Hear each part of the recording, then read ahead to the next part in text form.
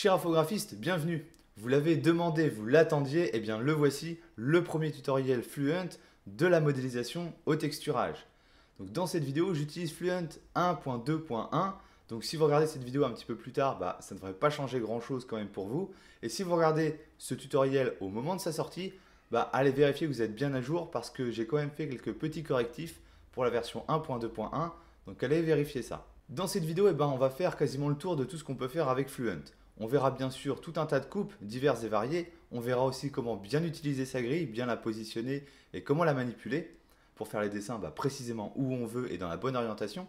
Et on fera aussi un tour de tous les outils proposés par Fluent PowerTrip. On verra la pose de câble, on verra la pose de grille, on verra la pose de plaque et aussi l'utilisation de l'outil tuyau. Et d'ailleurs, vous verrez que ce n'est pas pour faire des tuyaux à proprement parler, mais c'est une utilisation un petit peu détournée pour arriver à nos fins. Dans le genre utilisation un petit peu maligne, vous verrez aussi comment bien utiliser sa grille couplée avec l'outil Circular Array nous permet de faire des choses bien précises et de façon très rapide. Donc tout ça, c'est de la modélisation, c'est dans la première partie de la vidéo. Mais comme on ne fait pas de la modélisation juste pour faire de la modélisation, on va aller plus loin. On va aller jusqu'au texturage. Et ça, c'est la deuxième partie de la vidéo. Dans la deuxième partie de la vidéo, ce qu'on va faire, c'est que je vais vous montrer comment vous pouvez texturer ce genre de modèle, comment vous pouvez le texturer rapidement, facilement et gratuitement. Alors, ouvrez Blender et suivez-moi. CG Thoughts, share our knowledge, grow together. C'est parti et on commence par utiliser l'outil création. Je vais cliquer sur le fond de ma scène, sur le sol avec un clic droit pour faire apparaître la grille et utiliser le menu pour faire tourner cette grille et la mettre dans le bon sens.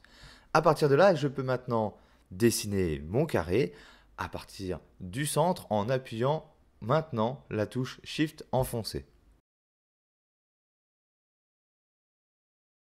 Je termine l'édition de cette forme en ajoutant simplement un First Bevel et je vais appuyer sur la touche C pour modifier le profil et passer d'un profil arrondi à un profil droit.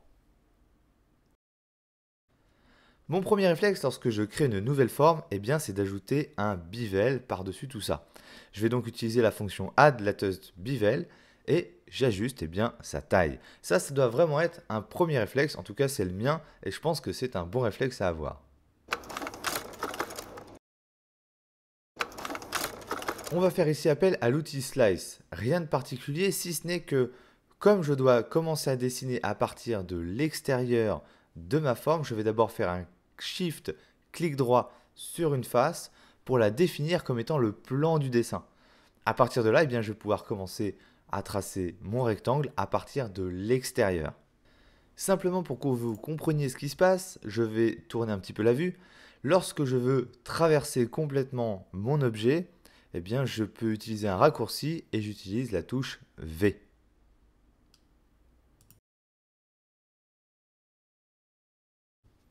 C'est ici la bonne occasion pour voir l'utilisation de l'outil Inset. Donc l'outil Inset permet d'utiliser une face existante sur le mesh pour le transformer en un objet Fluent, un objet booléen.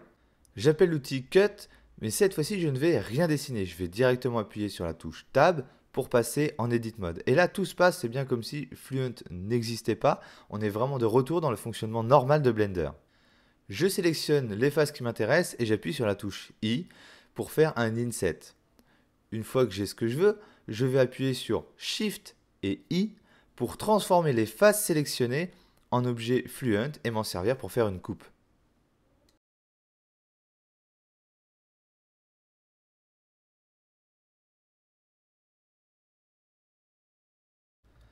Je poursuis la modélisation en créant une nouvelle coupe dans le fond de la précédente. Et vous allez voir que cette fois-ci, j'ai oublié le mirror après l'opération et c'est la bonne occasion de voir ce qui fait tout le plaisir de la modélisation non destructive.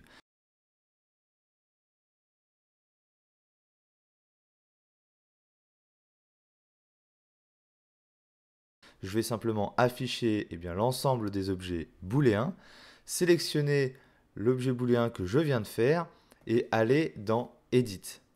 À partir de là, c'est comme quand je l'ai créé, j'ai accès aux mêmes fonctionnalités et je vais pouvoir rajouter eh bien, le mirror que j'avais oublié. Pour la prochaine coupe, on va utiliser un autre outil, celui qui permet de dessiner des solides de révolution.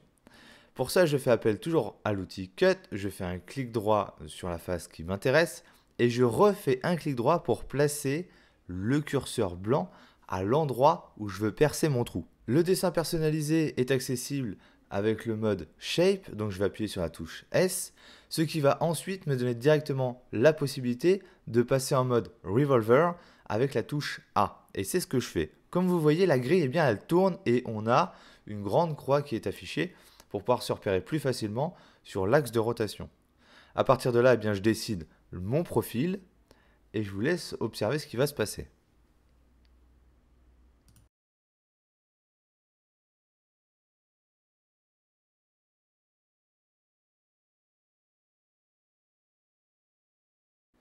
Comme vous le voyez, ce qui s'est passé, c'est que le profil que j'ai dessiné a tourné autour de l'axe pour donner ce que l'on appelle effectivement un solide de révolution. Alors ici, une fois de plus, vous allez voir que j'ai oublié de faire un mirror. Et donc une fois de plus, je vais afficher les booléens, sélectionner mon solide de révolution, aller dans Edit et rajouter le mirror que j'ai oublié. Ah, voici une partie particulièrement intéressante qui va faire passer votre modèle à un autre niveau. On va utiliser l'outil plate. Pour ça, je sélectionne l'objet sur lequel je veux faire une plaque, puisque plate en anglais c'est plaque. Je fais appel à l'outil plate et je vais aller sélectionner les faces qui m'intéressent.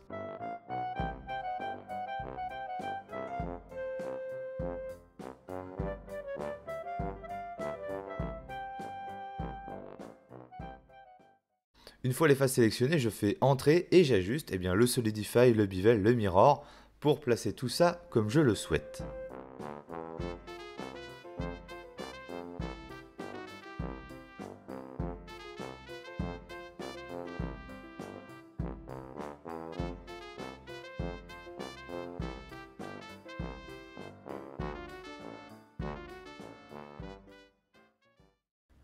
On va maintenant ajouter la grille.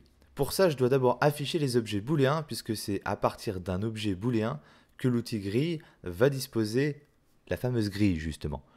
Donc, une fois que je l'ai sélectionné, j'appelle l'outil grid et je vais d'abord rester appuyé sur mon clic gauche pour pouvoir sélectionner le type de grille que je veux. Pour le moment, sur la version 1.2.1, vous avez ces grilles-là de disponibles, c'est 5 grilles de disponibles. Choisissez celle qui vous plaît. Moi, je vais partir sur l'hexagonale. Vous pouvez ensuite ajuster différents paramètres comme la taille de la grille, la taille des trous de la grille. Vous pouvez modifier son positionnement dans le trou également, tout comme le Solidify pour ajuster un petit peu l'épaisseur.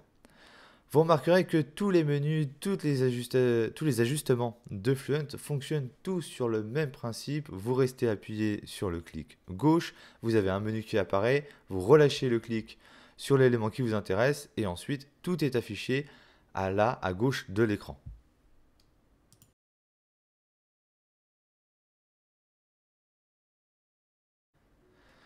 Je vous laisse ici apprécier l'utilisation astucieuse de la grille. Lorsque je vais faire appel à l'outil Cut, je vais faire en fait un clic droit sur le rebord. Vous voyez où est-ce que le curseur est placé. C'est là que j'ai fait mon clic droit, ce qui va me permettre de définir en fait cette face comme étant mon plan de dessin. Et vous allez voir ce que ça va me permettre de faire.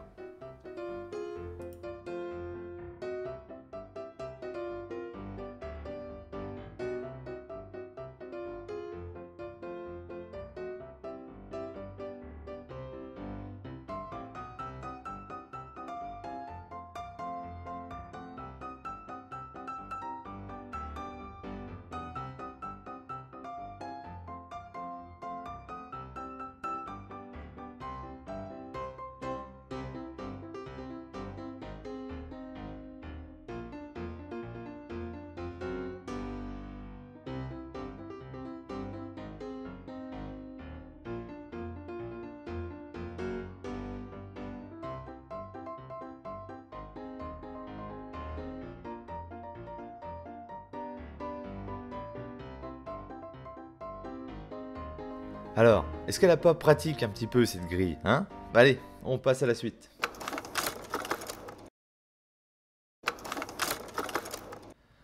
On va couper notre pièce en deux et une fois de plus, on va devoir commencer notre dessin à l'extérieur de la pièce.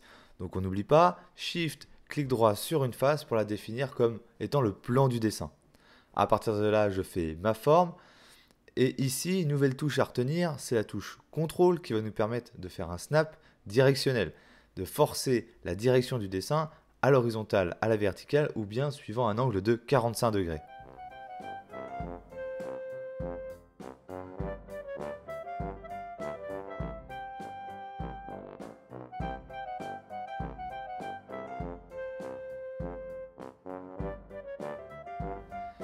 Pour créer les pattes de notre objet, on va utiliser un petit process que j'aime beaucoup, que j'utilise assez souvent, parce que bien quelque part, il montre toute la force de la modélisation non destructive.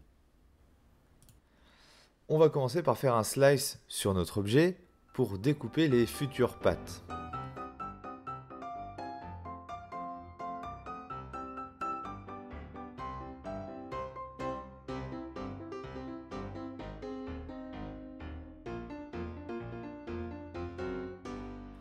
Je fais quelques ajustements puisqu'on voit que j'ai taillé un petit peu haut, ça mange sur la découpe du dessus.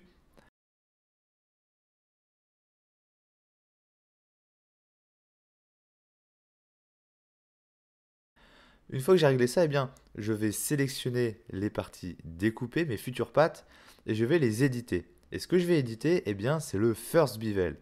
En modifiant sa taille et son profil, je vais pouvoir obtenir un effet très sympathique pour dessiner mes pattes.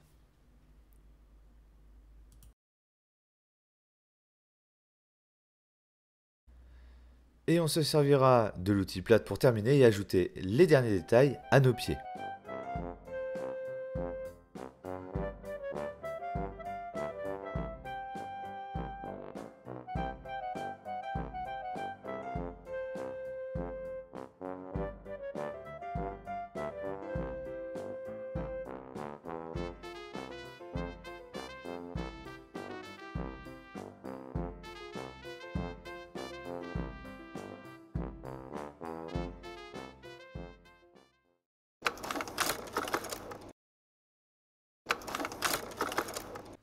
Cette coupe est intéressante puisqu'elle revient régulièrement dans le hard surface. C'est une coupe légère et biseautée. Pour faire ça, ici, ce qui va être particulièrement intéressant, c'est de coupler à la fois le first bevel et le second bevel. C'est la combinaison des deux qui va nous permettre d'obtenir l'effet souhaité.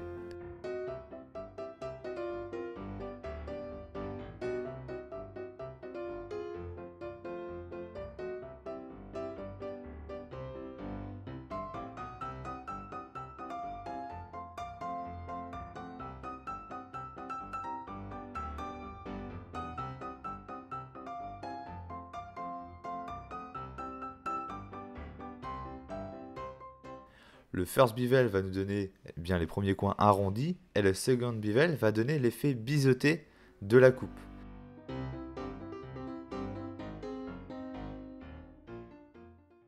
Et je vais utiliser la modification du profil avec la touche C pour avoir un second bevel qui soit bien droit.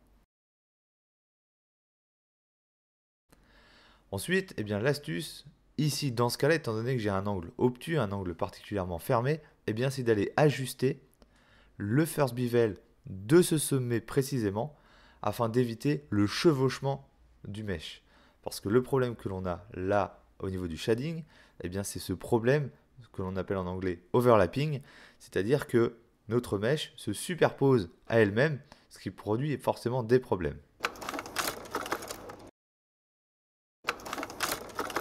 Et comme nous sommes dans un tutoriel, nous sommes là pour apprendre et ne pas faire que des choses toujours faciles. Je vais donc vous montrer un cas qui est très souvent problématique, c'est l'utilisation des arrays. Et c'est particulièrement problématique lorsqu'on est à proximité d'un edge, c'est-à-dire d'une arête. Lorsqu'on est proche d'une arête, Blender, qui va ajouter automatiquement des edges, c'est-à-dire des liens entre les sommets, il va le faire de manière peu prévisible, je dirais. Et toute notre astuce, tout notre savoir-faire, ça va être de placer notre motif de manière à ce que Blender ne nous fasse pas quelques artefacts au niveau du shading. Vous allez voir ici que je m'en sors plutôt bien. Et d'ailleurs, en ayant fait cette vidéo, je me suis dit que ce serait bien de faire un petit peu plus tard, je vous préparerai une vidéo spécifiquement sur les arrays et tous les problèmes qui peuvent se poser lorsqu'on les utilise dans le hard surface. Vous pouvez voir que je vais faire pas mal d'ajustements au niveau du positionnement et de la taille de l'objet. Alors la taille, surtout primordiale, lorsque vous modifiez la taille de votre objet, faites-le en Edit Mode, jamais en Object Mode. Et lorsque vous faites des déplacements, eh bien faites-le en coordonnées locales, c'est-à-dire vous allez appuyer 2 fois sur la touche X ou 2 fois sur la touche Y, ce qui va vous permettre de bouger en conservant l'orientation de l'objet.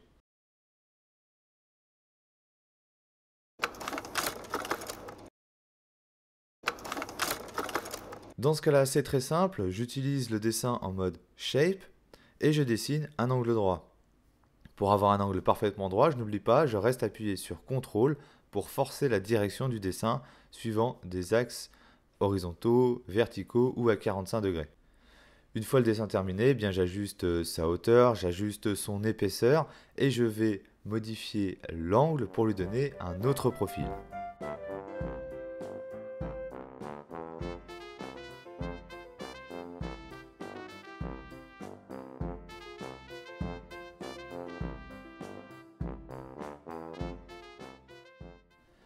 Cette partie est réalisée avec l'outil Pipe.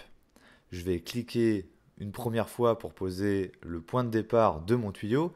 Et avant de cliquer sur le deuxième point, eh bien, je vais rester appuyé sur la touche Shift pour forcer l'alignement entre les deux points. Et être sûr qu'il n'y ait pas un petit coude qui traîne et qui mette le bazar sur mon tuyau. Ensuite, eh bien, c'est toujours un petit peu la même musique. Je vais utiliser mon clic gauche qui reste appuyé pour accéder à toutes les customisations, toutes les personnalisations du tuyau pour en faire bien ce que je veux. Alors personnalisez-le bien avant de quitter parce que pour l'instant dans Fluent 1.2.1, eh bien, le tuyau n'est pas éditable. Donc je travaille dessus, mais pour l'instant ça n'est pas le cas. Alors si jamais vous vous trompez, vous quittez et vous voulez modifier quelque chose, eh bien, il faudra simplement refaire le tuyau, c'est-à-dire 2 clics, quoi. Le prochain slice, eh bien, dans son dessin, ne pose pas particulièrement de problème. Simplement, comme c'est un slice, on a besoin de dessiner à partir de l'extérieur de la face. Donc n'oubliez pas de faire Shift-clic sur la face avant de commencer à dessiner à côté de l'objet.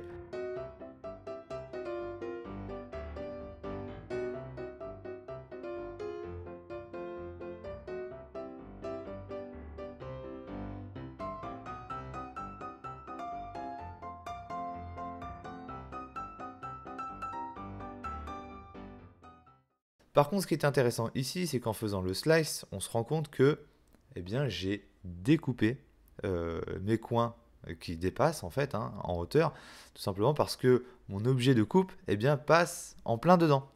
Donc je vais afficher les objets booléens et je vais tout simplement remonter un petit peu celui-là pour qu'il passe au-dessus et éviter cette découpe que je ne veux pas.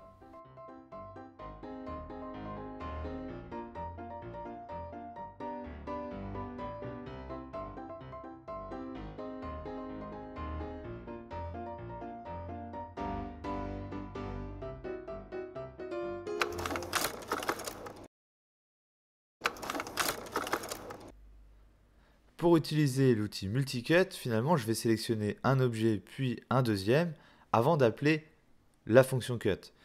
Et la fonction cut va en fait s'exécuter d'abord sur le dernier objet sélectionné. C'est pour ça que je fais un clic droit sur lui.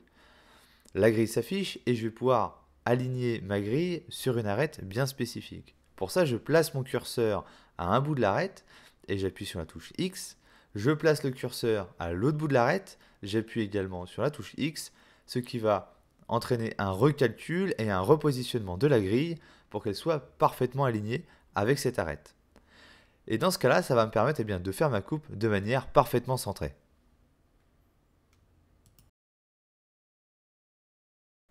Pour réutiliser ces objets, je vais, au lieu de les redessiner, faire appel à l'outil Duplicate. Alors je fais appel à l'outil Duplicate de Fluent, mais je pourrais aussi bien faire une duplication via le shortcut classique de Blender, Shift D par exemple. Bon là c'est juste la bonne occasion pour vous montrer comment ça marche. Donc je sélectionne en fait d'abord le support sur lequel je veux dupliquer l'opération, puis je sélectionne l'objet booléen. Je fais appel à Duplicate et je fais un clic sur ma surface pour recréer mon objet.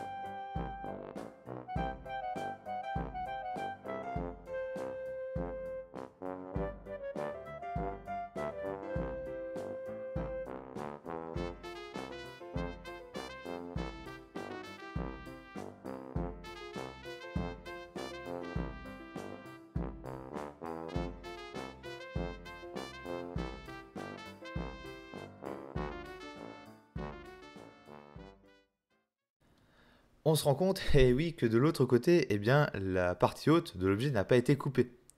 Tout simplement parce que malgré le mirror qui a été mis sur l'objet, eh bien, la partie de l'autre côté, elle, est un autre objet. La partie haute, on l'a découpée en deux parties. Du coup, il va falloir répercuter les opérations booléennes sur cette partie-là.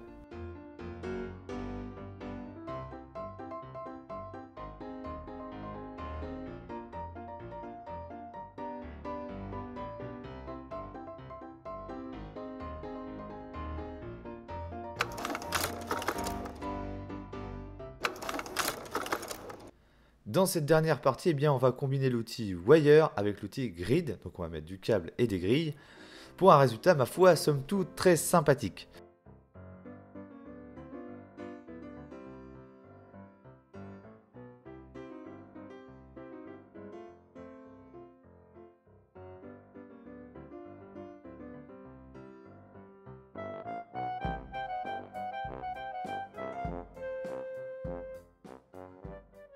Rien de particulier ici dans la procédure, pas d'astuce particulière, si ce n'est que, après avoir placé mon câble, j'appuie sur la touche Tab pour passer en Edit Mode et je fais clic droit Subdivide.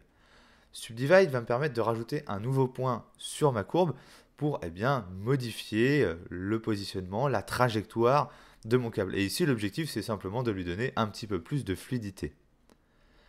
Je vais ajouter un multi-wire circulaire, faire quelques ajustements et ensuite passer à l'ajout de la grille.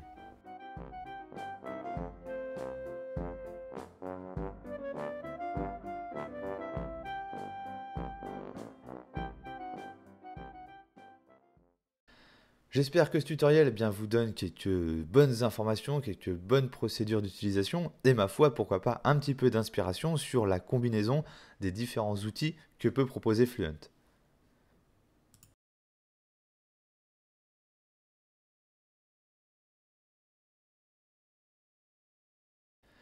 On a ici encore une fois le parfait exemple d'un détail entièrement personnalisé, fait sur mesure, et tout ça en moins de 3 minutes avec une grille, un câble et un trou. Et encore, moins de 3 minutes, c'est parce que là on est dans un tutoriel et bon, forcément on prend le temps de l'explication.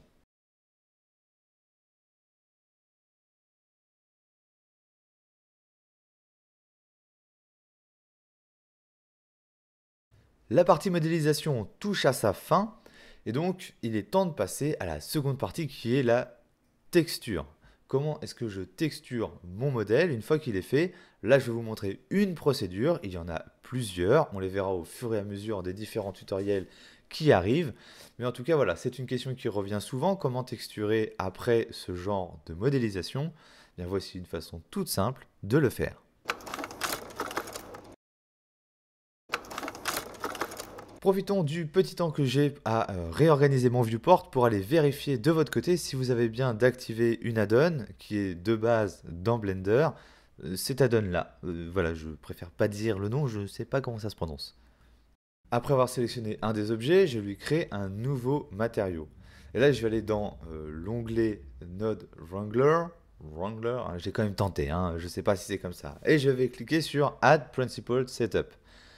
Là, j'ai une fenêtre d'exploration qui s'ouvre et je vais aller chercher les différentes textures nécessaires à mon objet. Alors, ces textures, où est-ce qu'elles ont été trouvées?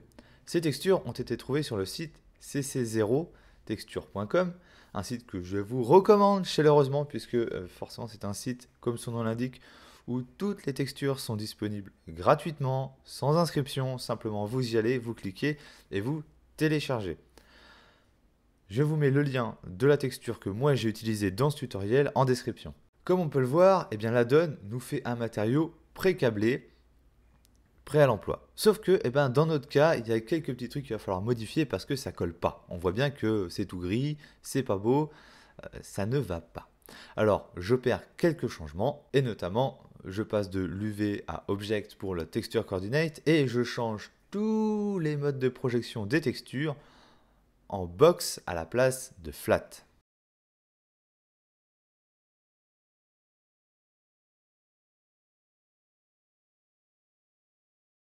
Et là, on voit que tout de suite, ça rend beaucoup mieux. Ceci étant fait, je vais sélectionner l'intégralité des objets de la scène en conservant celui qui est texturé comme objet actif et je vais utiliser le raccourci CTRL-L et je vais cliquer sur Material. Et ça va avoir comme effet de répercuter ce matériau sur tous les objets sélectionnés.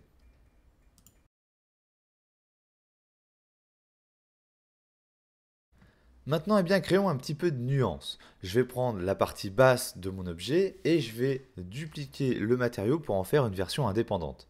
Et là, je vais simplement rajouter une node RGB Curve qui va me permettre eh bien, de foncer, dans ce cas-là, qui va me permettre de foncer cette partie-là. Voilà, simplement en rajoutant un point et en le descendant. Voilà, oui, j'ai une courbe qui ressemble un peu à une exponentielle. Et j'obtiens quelque chose d'un petit peu plus foncé, ça me permet de trancher, d'avoir un petit peu de nuance.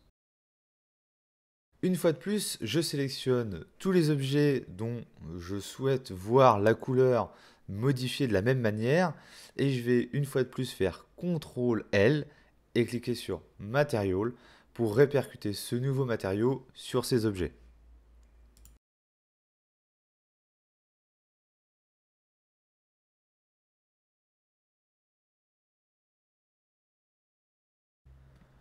On s'occupe maintenant des petits patins sur les pieds, donc qui ont été faits avec l'outil plate. On va simplement les passer en plastique, donc là rien de transcendant, rien de particulier. Je vous laisse gentiment suivre la démonstration.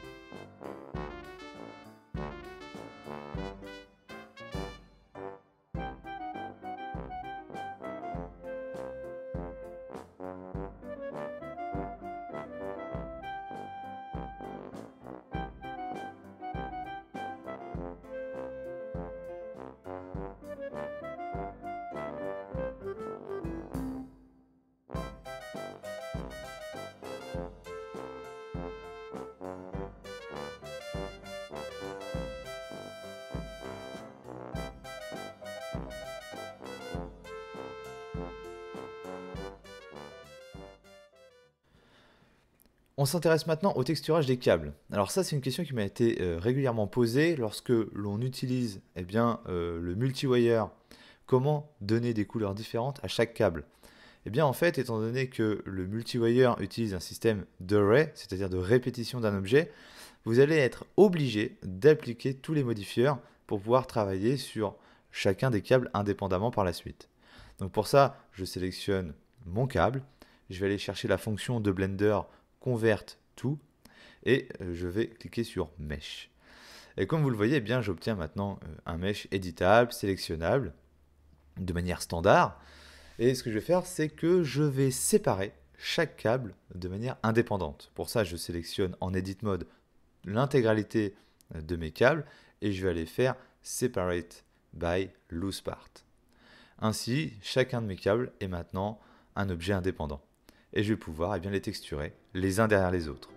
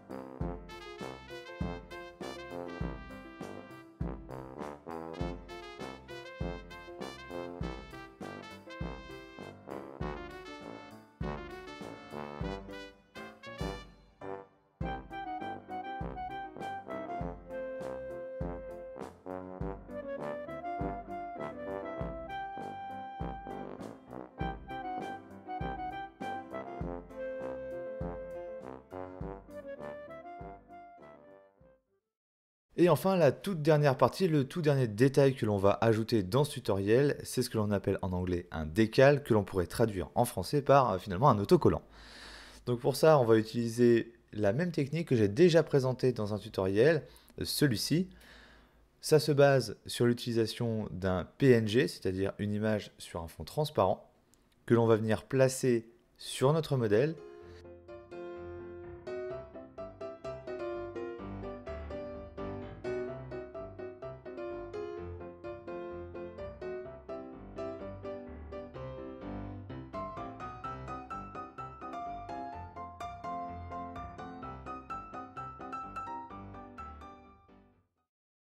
Et pour éviter de voir que c'est posé par-dessus, c'est-à-dire éviter les ombres, eh bien on va aller dans le paramétrage des visibilités, de la visibilité de cet objet et on va tout décocher excepté caméra.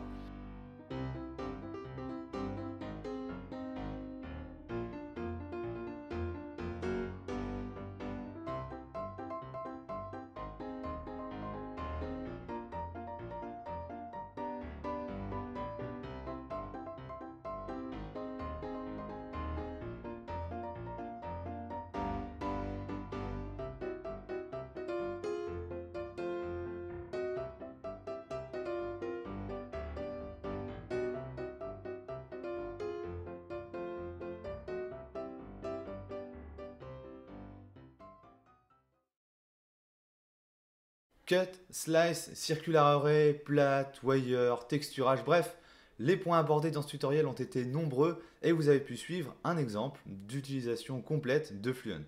Mais il reste encore tant à partager, car un programme seul ne résoudra jamais tous les problèmes. Cet idéal d'un programme qui ferait tout pour nous est une illusion qui est le premier pas vers la frustration. Mais le problème, c'est que cette illusion est largement entretenue sur Internet et j'en ai aussi ma part de responsabilité. Alors ce que je vous propose dorénavant, c'est que sur cette chaîne, eh bien, de vidéo en vidéo, de tutoriel en tutoriel, on acquiert ce qui compte le plus. Ce qui compte le plus, c'est une réelle compréhension de Blender. Bah oui, parce que ces images qui vous font rêver, ces images que vous avez dans la tête et qui ne demandent qu'à voir le jour, bah, ces créations auront leur lot de difficultés, leur lot de problèmes. Et c'est en s'y confrontant, c'est en les dépassant que vous vous sentirez grandir et que vous serez fier de vos créations. Alors, ne lâchez rien, posez des questions et n'oubliez pas, on se lasse de tout, sauf d'apprendre. Bye bye.